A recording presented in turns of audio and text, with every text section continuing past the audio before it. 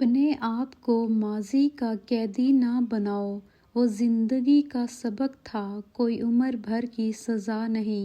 جو مرد آپ کے لیے رو پڑے بس وہ محبت کی انتہا ہے، اس سے زیادہ آپ کو کوئی اور نہیں چاہ سکتا۔ بہترین ہمسفر کی سب سے بڑی خاصیت یہ ہے کہ وہ آپ سے اختلافات اور ناراضگی کے باوجود بھی آپ کا خیال رکھنا اور فکر کرنا نہیں چھوڑتا۔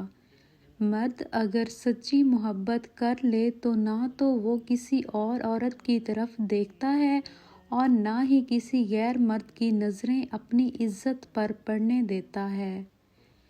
کبھی آپ نے ایسا تعلق محسوس کیا ہے کہ کسی شخص کی غیر موجودگی میں زندگی خالی ماچس کی ڈبیا بن جائے؟ لوگوں کو جج کرنا چھوڑ دو، تم نہیں جانتے کوئی اپنے اندر کیسی جنگ لڑ رہا ہے۔ مرد کی محبت عورت کو کبھی مکمل سایہ نہیں دیتی، اس کے رویوں کی دھوپ کہیں نہ کہیں عورت پر پڑتی رہتی ہے۔ اگر مرد آپ سے بار بار معافی مانگ کر آپ کو منا رہا ہے، آپ کے غصے کا برا نہیں منا رہا، یقین جانیں آپ بہت خوش نصیب ہو۔ کچھ لوگ شفا جیسے ہوتے ہیں، بات کرتے ہیں تو تسکین ملتی ہے، لفظ کہتے ہیں مرہم لگتے ہیں۔ کچھ لوگ صرف لوگ نہیں ہوتے، وہ ہمارا علاج ہوتے ہیں، سکون ہوتے ہیں۔ جس محبت میں کھونے کا ڈر نہ ہو وہ محبت سچی نہیں ہوتی۔ محبت کبھی کبھی یقین کی سب سے اونچی سیڑھی سے اتنا زور کا دھکا دیتی ہے کہ انسان ساری زندگی کسی پر بھروسہ نہیں کر سکتا۔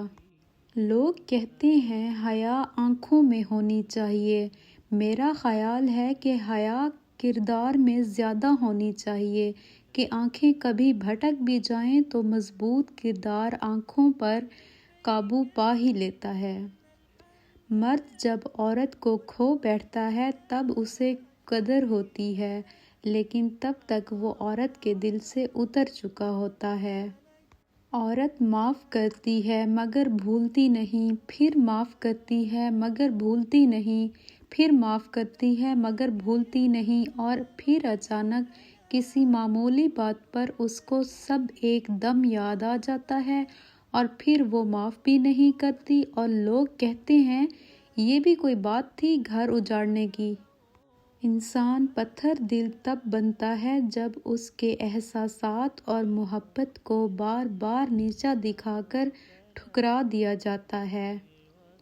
جب کوئی عورت آپ کو نظر انداز کر رہی ہو تو اس کا مطلب یہ نہیں کہ وہ آپ سے نفرت کرتی ہے، اس کا مطلب یہ ہے کہ اس کا دل دکھا ہے۔